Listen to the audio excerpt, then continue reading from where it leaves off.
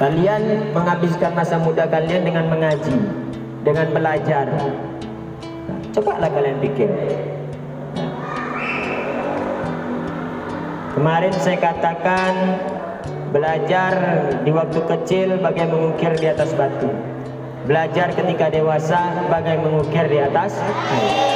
Ketika engkau dirimu belajar di waktu kecil, maka ilmu itu lengket seperti kita belajar di atas batu, mengukir di atas batu.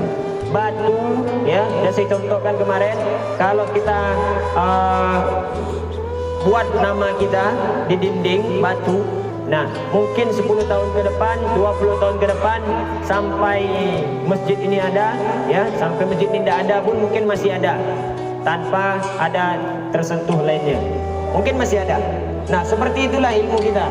Kalau kita belajar waktu kecil, belajar di waktu kecil, kalau kita belajar ketika dewasa nanti, maka pelajaran kita tuh diibaratkan mengukir di atas air. Apapun yang kau tulis, jangankan satu kata, satu huruf pun kau tulis di atas air, tidak akan berwujud. Hilang. Sekejap hilang, tulis lagi hilang, tulis lagi hilang. Dan begitulah ilmu kalau kalian belajar, kita belajar di waktu dewasa. Nah maka dari itu kalian tuh orang beruntung, manusia yang beruntung, muslim yang beruntung, anak-anak yang beruntung, insya Allah soleh semuanya dan soleha semuanya. Itu yang tujuan kita itu. Masalah pintar tak pintarnya itu urusan belakang. Yang penting soleh. Apa itu soleh?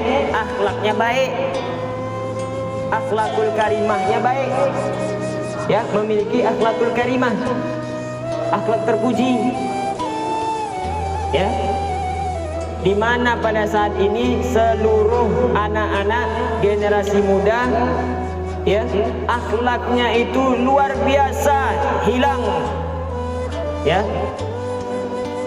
tak berakhlak lagi. Orang yang tak berakhlak ni tak punya malu. Nah jadi kalau ada kalian yang tak punya malu, nah kalian itulah orang tak berakhlak, ya. Sopan santun tak ada lagi. Anggap sama be, yang kecil sama, yang besar sama, ya. Nah ini orang tak berakhlak, ya. Orang sholat dia ribut, ya. Nah itu orang tak berakhlak. Akhlaknya tidak ada, tidak bisa berpikir.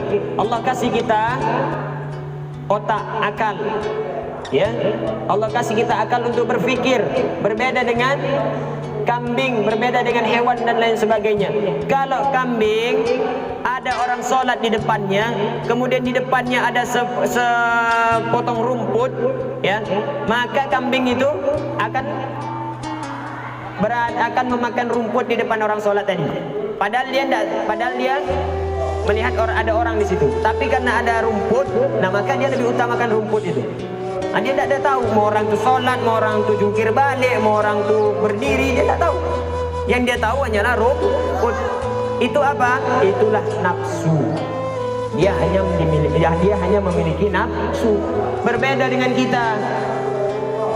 Kalau kita seperti itu, nafsu kita mau melewati orang sholat, tetapi akal kita memberhentikannya. Oh iya, orang sholat tidak boleh dilangkahi. Seperti itu. Tapi kalau kalian masih saja melangkahi orang sholat, melewati orang sholat, mengganggu orang sholat, ya, mengusir orang sholat, nah sama saja. Apa bedanya engkau dirimu dengan kambing tadi? Apa bedanya? Tidak ada bedanya. Nah maka dari itu saya katakan kalian itu orang beruntung, ya, dikenalkan agama sejak awal, dikenalkan Al-Quran sejak awal. Nah ini Al-Quran ini yang sangat penting, yang menerangi kita di alam kubur, yang memberi syafaat kita di yaumil akhir, ya. Banyak sekarang teman-teman kalian saja, tidak usah teman-teman saya, teman-teman kalian, mungkin banyak teman-teman kalian yang tak bisa baca Quran. Jangankan Quran bang, Iqra pun tak tahu. Jangankan Iqra bang, huruf hijaiyah pun tak tahu. Yang mana yang A, yang mana yang Go, yang mana yang Sa, yang mana yang Sya, yang mana yang Sa. Tak tahu. Ya? Kenapa? Karena mereka menyia-nyiakan usia mudanya, waktunya, waktu mudanya untuk belajar, tapi dipermainkannya.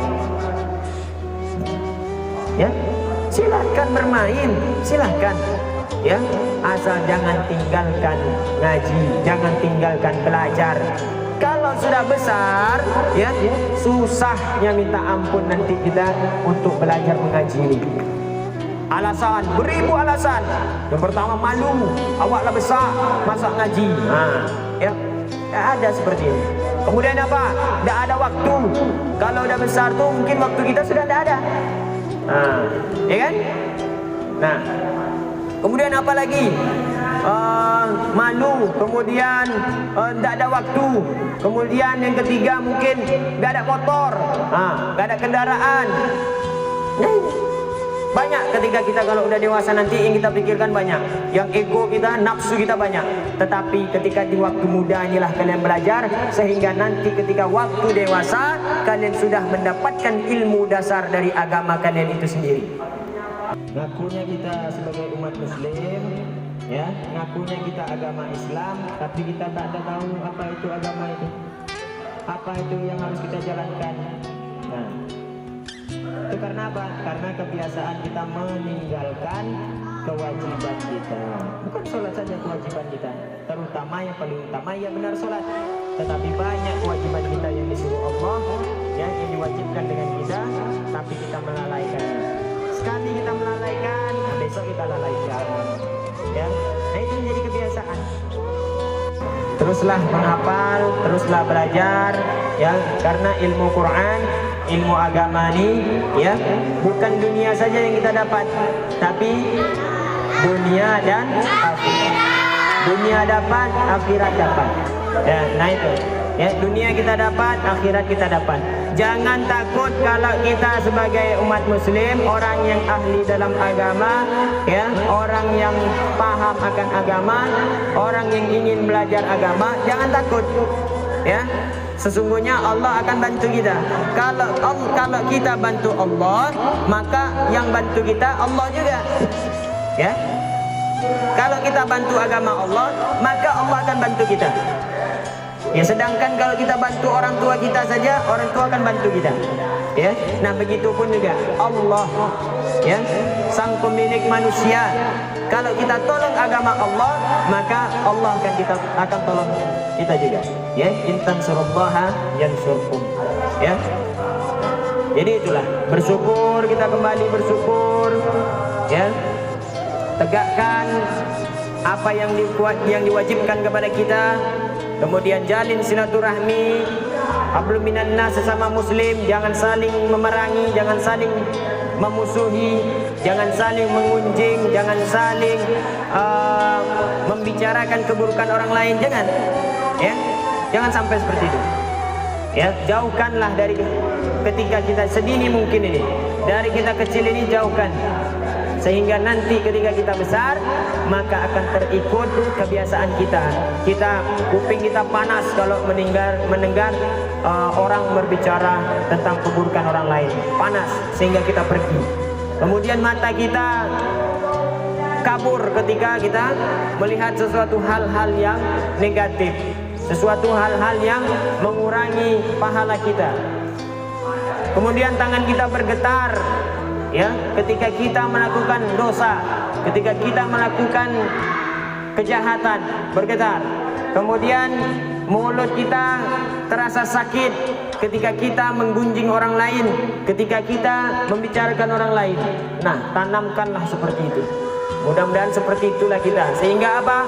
Sehingga nanti seluruh anggota tubuh kita, organ tubuh kita diminta pertanggungjawabannya nanti kepada Allah.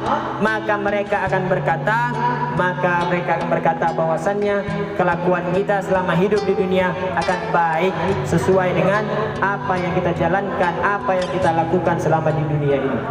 Nah, oleh karena itu, mulailah sedini mungkin untuk kalian mempersiapkan diri kalian.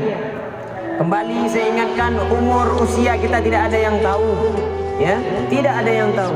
Bahkan Nabi pun dirinya sendiri umurnya tidak tahu dia. Apalagi kita orang biasa, ya.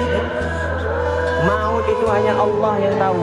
Allah yang ketika Allah katakan kun, maka fayakun, maka terjadilah.